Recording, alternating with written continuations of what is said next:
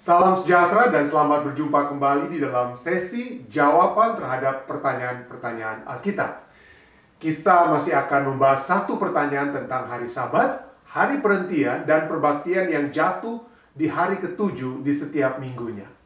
Ada yang bertanya, bukankah di dalam perjanjian baru, umat-umat Kristen mula-mula berbakti pada hari pertama? Seperti yang misalnya tertulis di dalam kitab 1 Korintus 16 ayat 1-2. Mari kita membaca 1 Korintus 16 ayat 1-2. Rasul Paulus menulis tentang pengumpulan uang bagi orang-orang kudus. Hendaklah kamu berbuat sesuai dengan petunjuk-petunjuk yang kuberikan kepada jemaat-jemaat di Galatia.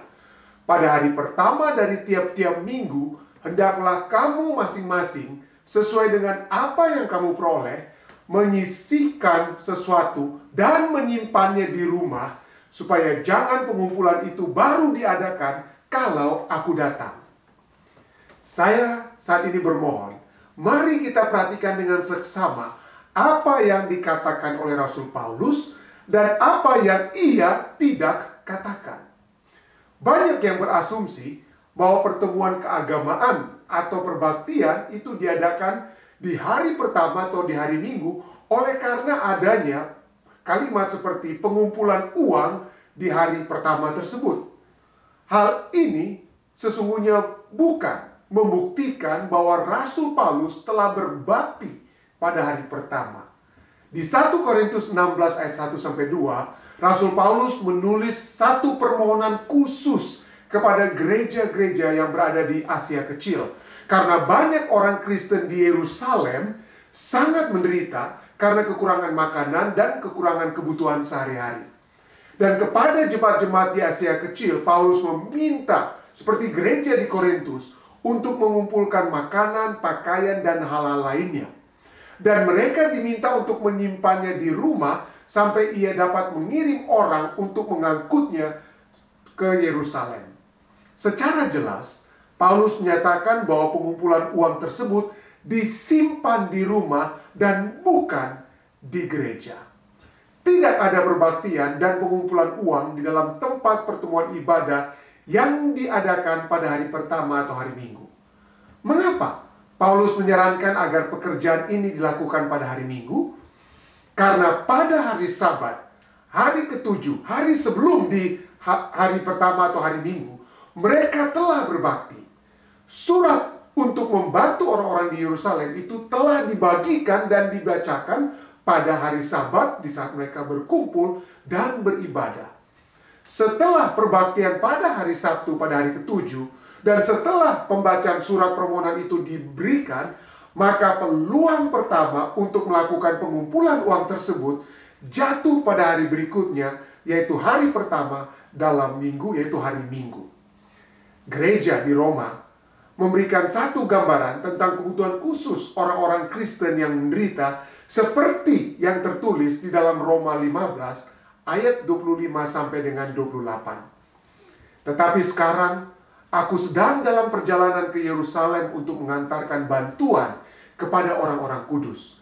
Sebab Makedonia dan Akaya telah mengambil keputusan untuk menyumbangkan sesuatu kepada orang-orang miskin di antara orang kudus di Yerusalem. Keputusan itu memang telah mereka ambil, tetapi itu adalah kewajiban mereka. Sebab jika bangsa-bangsa lain telah beroleh bagian dalam harta rohani orang Yahudi, maka wajiblah juga bangsa-bangsa lain itu melayani orang Yahudi dengan harta duniawi mereka. Apabila aku sudah menunaikan tugas itu dan sudah menyerahkan hasil usaha bangsa-bangsa lain itu kepada mereka, aku akan berangkat ke Spanyol melalui kota kamu. Di sini Rasul Paulus memberikan panggilan yang menyentuh kepada umat-umat Kristen di Roma. Mereka telah berhutang budi yang besar kepada gereja induk di Yerusalem yang telah mengirim pekerja-pekerja Injil untuk menginjili mereka. Dan sekarang Rasul Paulus mengajak mereka untuk mengembalikan karunia duniawi atau materi sebagai tanda penghargaan atas kebenaran rohani yang telah mereka terima dari orang-orang kudus di Yerusalem. Surat Rasul Paulus kepada umat-umat Kristen di Roma ini dapat menjelaskan hal yang sama yang ia telah nasihatkan kepada orang-orang Kristen di Korintus, yaitu untuk mengumpulkan uang di rumah mereka pada hari pertama, pada hari Minggu. Ayat ini tidak menyatakan bahwa mereka sekarang telah berbakti pada hari Minggu karena adanya pengumpulan uang.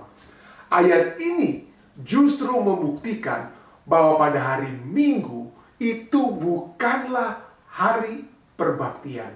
Hari Minggu bukanlah untuk beribadah, tetapi hari Minggu adalah saat di mana mereka mengumpulkan uang di rumah mereka. Karena mereka dapat melakukan pekerjaan-pekerjaan seperti pengumpulan uang atau pekerjaan di luar hari Sabat pada hari-hari biasa. Alkitab secara jelas telah menyatakan bahwa perbaktian hari Sabat yang dilakukan oleh Rasul Paulus adalah perbaktian pada hari Sabtu, hari ke-7, seperti yang misalnya tertulis dalam kitab Kisah 17 ayat 1-2. Paulus dan Silas mengambil jalan melalui Amfipolis dan Apolonia dan tiba di Tesalonika. Di situ ada sebuah rumah ibadat orang Yahudi. Seperti biasa, Paulus masuk ke rumah ibadat itu. 3 hari Sabat berturut-turut ia membicarakan dengan mereka bagian-bagian dari kitab suci. Kalimat seperti biasa menunjukkan bahwa seperti Yesus yang masuk beribadah dan berbakti pada hari Sabat, Rasul Paulus juga memiliki kebiasaan untuk beribadah dan berbakti pada hari Sabat. Jika Sabat sudah berubah, tentunya Paulus sudah mengikuti ajaran baru dari Yesus. Jika memang Yesus telah berubah hari Sabat, hari perbaktian. Tetapi kita dapat melihat bahwa semua bukti menunjukkan bahwa tidak ada yang dirubah di dalam perjanjian baru. Ketika saya melihat semua bukti ini, saya merasa yakin bahwa 10 hukum moral Allah, 10 hukum moral yang merupakan standar yang Allah telah berikan kepada manusia untuk menyatakan kasih kita kepada Allah dan kasih kita kepada sesama, tidak pernah berubah. 10 hukum moral Allah. Yang keempat menyatakan, ingatlah dan kuduskanlah hari Sabat. Itu tidaklah disebut sebagai 10 rekomendasi atau 10 saran Allah. Itu adalah satu firman Allah yang telah diberikan kepada kita untuk menunjukkan kasih kita kepada Tuhan. Tidak ada perubahan hari Sabat di dalam perjanjian baru. Dan saya percaya kita tidak diselamatkan oleh penurutan kepada hari Sabat. Kita hanya diselamatkan oleh kasih karunia yang Allah sudah berikan melalui pengorbanan yang Yesus Kristus telah lakukan bagi kita.